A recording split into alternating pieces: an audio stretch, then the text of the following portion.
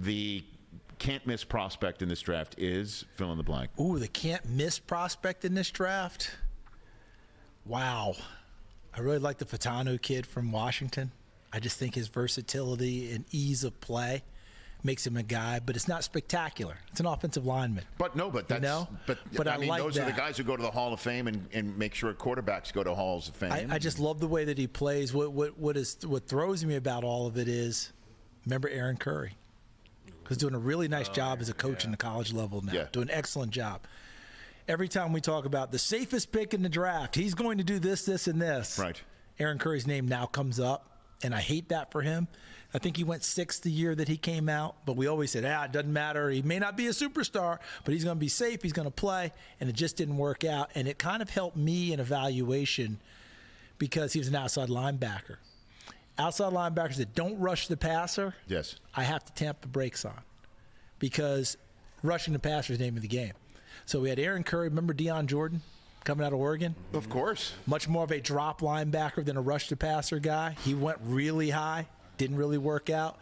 I kind of lean more towards the guy that comes forward as opposed to the guy that goes backwards. But it's just the way the game is played. But you don't mention either of the quarterbacks. Don't leap to mind. None of the wide receivers. I leap to mind, always struggle with them just because of nature of position.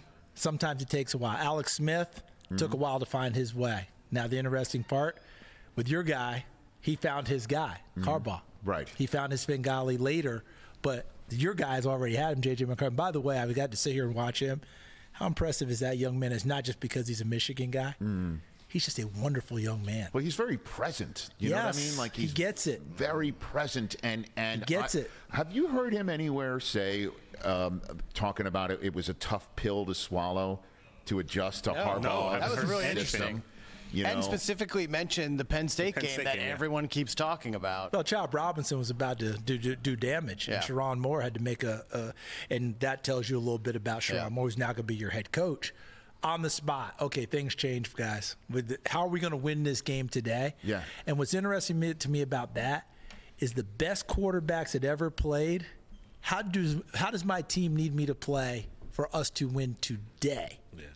Those are the best ones out there. And they're not usually 20 years old. No. Being able for him to figure that out, and not say anything publicly or I'm glad he asked the question later, though, because he got a great answer. Oh, yeah. And now his process continued in understanding. Because he had to go ask the question. Which is like, do you not believe in me, Coach? Yeah, exactly, because it was in his head, and I'll guarantee you everyone around him, there's a lot of that, hey, what's going on? I mean, JJ, what? He had to ask the question. I'm glad he did. He asked a person who gave him the answer. No worrying about it, no getting around it. Boom, and he learned the education.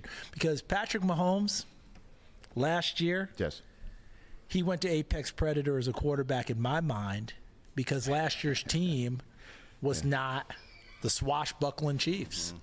Last year's team was, I'll be darned, my defense is not built to play with a 14-0 lead. My defense is built to play. Right. Oh, we can turn and hand it off to Pacheco, and Andy Reid kept calling running plays. I don't have the big threat out wide, so I play small ball. Maybe I should take a sack here instead of playing hero because my defense will pick me up because he figured it out. To me, all the records, all the great play, all that is phenomenal. But watching him grow as a quarterback over the last 6 games, the playoffs, and ascend to that level, what does my team need from me this week to win, not to pad my stats? That's why I said he went to Apex Predator as a quarterback. That's why he went to the legendary status, even though he's still playing, because that's how the greats do it. And it's amazing that here we are at this draft, Charles Davis, NFL Network, CBS, right here on the Rich Eisen Show.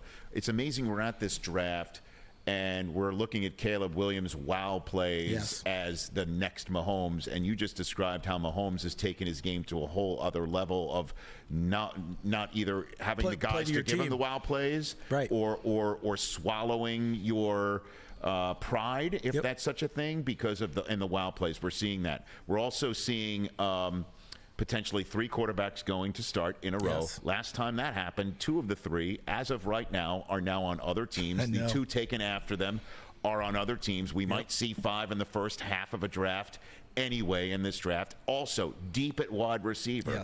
Here we are the day before the draft, and the most well-paid wide receiver in the NFL as of this morning is a 4th-round, 112th overall selection in Amon-Ra St. Brown. It's wild how things develop in the NFL, and yet we're still drafting the same way. You got to take these guys at the top because they could be the next such and such and such and such, and it'll never change. No, right? it won't change. And Rich, our colleague Bucky Brooks, former NFL scout, he has said to us, and I listen to these guys, I listen to him, I listen to Daniel Jeremiah, I listen to all these guys who've done it and been there. You grade the flashes. Remember, you've heard that from him before. Well, those flashes of all these players we're talking about are really bright. What determines whether you're going to be the great pro and a continued long-term pro is what you're doing when it's not the flash time. Right? How many times we had a coach talk about a great offensive player in the NFL? He does so many things without the ball that help us. And after a while, you roll your eyes like, oh, what are you talking about? Well, they do the decoy, right? They block, right? They run the route to keep someone open. They do the fake thing that now the ball goes somewhere else, and they make it all happen. They rally their team on the sidelines and in the locker room. They keep their mouth shut when the adversity hits and only talk when it's supposed. Those are the guys that sustain. The flashes are going to happen because these guys are super talented. But are you going to be able to do all the other things that allow the flashes to occur, and you do the other things that help make your team win ball games? That's why I went back to Mahomes on that. To be able to say to yourself at this stage of his career, wow, I might not throw for 5,000 yards this year, but I'm going to win 2 straight rings, and make it happen and work with your coach. Look, Andy Reid had evolved. How many times do you think Andy was always throw it, we'll run it late? Not anymore, because his team wasn't built for it. And he had a 7th-round running back who was a bowling ball with knives, and he had to hand it to him. And Andy did it and did it and did it. I thought he evolved as a head coach last year. It's kind of wild. Catch the Rich Eisen Show every single day on the Roku channel, 12 to 3 Eastern, for free.